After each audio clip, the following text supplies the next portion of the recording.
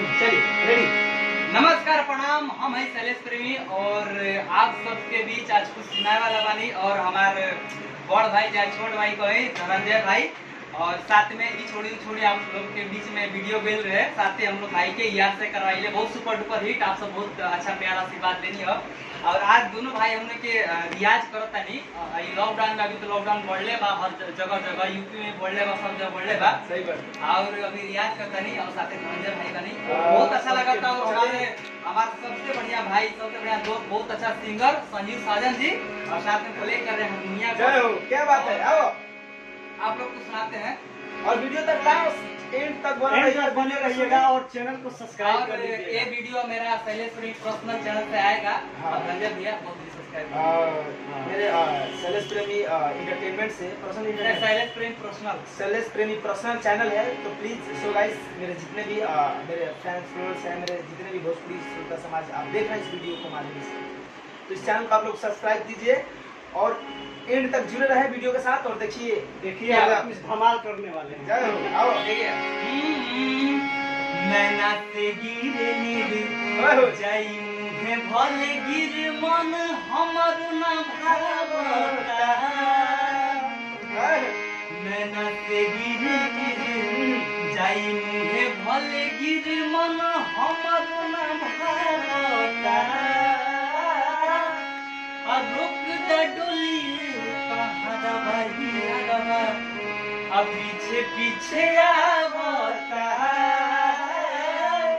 रुक द डोली पहाड़ा भाई अब पीछे पीछे आवता।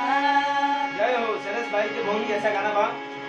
और आये के जिस्म बनी दो जान हो एक दूजे के हम पहचान हो हम वो कुर्बानी हमरे बा दिलवा के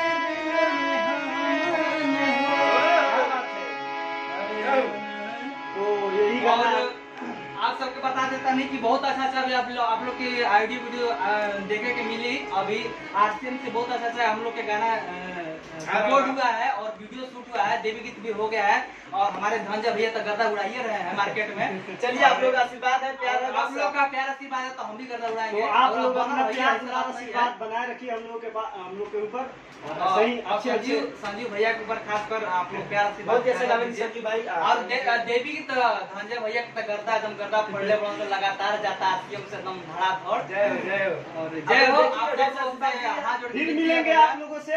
आप सबसे विनती है कि जिस तरह हम लोग को प्यार आशीर्वाद देते आए हैं उसी तरह आप लोग प्यार आशीर्वाद दीजिए हर एक चैनल पे।